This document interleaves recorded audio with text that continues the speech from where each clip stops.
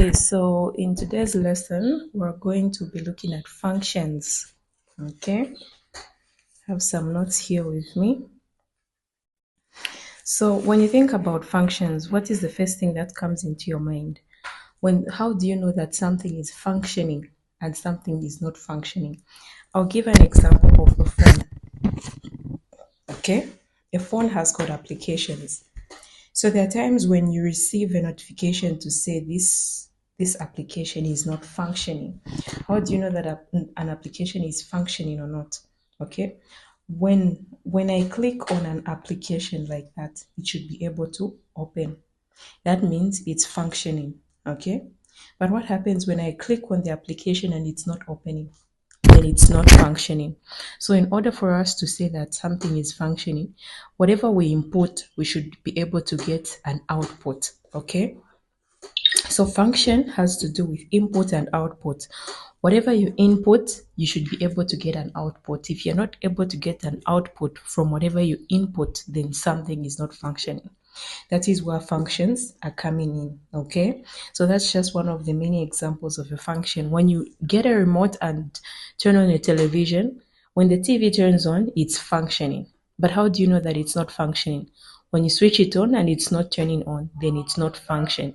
All right, so whenever you get an output from an input, then you have a function. Something is functioning. That is why here it's saying a function can be described by a rule which gives an output in terms of an input value. Okay, we've been given an example of f of x is equal to x squared. So we're going to look at a few examples. Okay, right. So one of the common questions that you might be given is, you might be given example one, you might be given a function. So a function f of x is equal to 2x.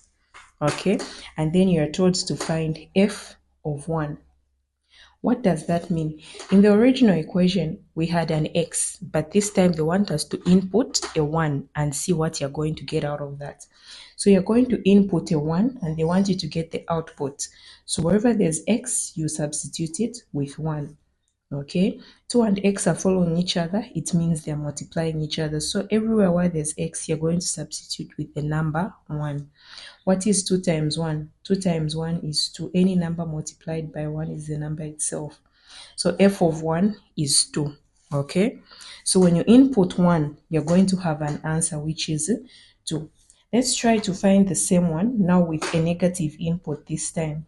So f of x is 7 minus 3x. Okay, and then they tell you to find f of negative 3.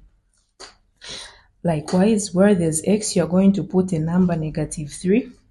So 7 minus 3, then we open a bracket and put negative 3.